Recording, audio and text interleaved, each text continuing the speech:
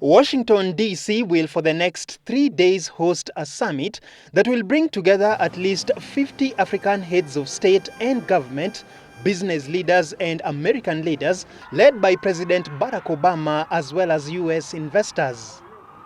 President Uhuru Kenyatta is leading a delegation of 40 people who include cabinet secretaries and 200 business leaders at the Africa-U.S. summit, which will be held under the theme Investing in the Next Generation.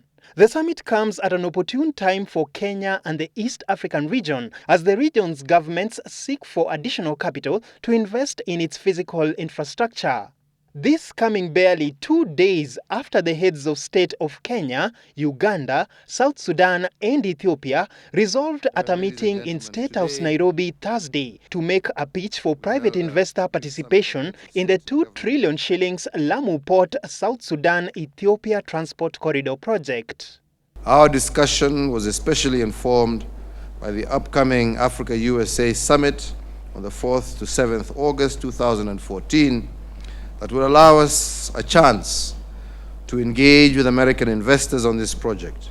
Strengthening trade ties between Africa and the U.S. will also be high on the summit's agenda.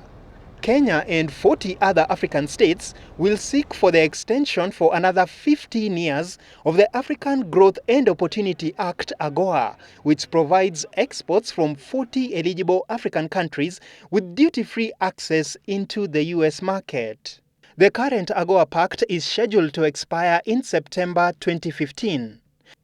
Under the AGOA deal, Kenya mainly exports goods such as tea, coffee, textiles and apparels to the US. If you imagine that we only export 10% of what we are of what we can under AGOA, then surely we must use that opportunity to enhance our economy and improve the returns to our people. The United States is currently Kenya's 4th largest trading partner. However, trade between Kenya and the US is currently in favor of the US, with the US having exported close to 56 billion shillings worth of goods to Kenya, against Kenya's exports to the US, which stood at nearly 40 billion shillings as at the close of 2013. But the Kenya Private Sector Alliance (KEPSA), which is leading the business delegation from Kenya at the Africa-U.S. summit, is upbeat that the summit will open new opportunities for Kenya to widen its export basket to the world's largest single national economy. Kenya as such is not only a 40 million people market, but it's got market access to 130 million people market in East African community, as well as the whole of COMESA, where we got duty-free access to the whole of the free trade area in COMESA. Observers will be keen to see what fresh opportunities Kenya will bag from this maiden summit, which is expected to sound a new tone from US-Africa relations.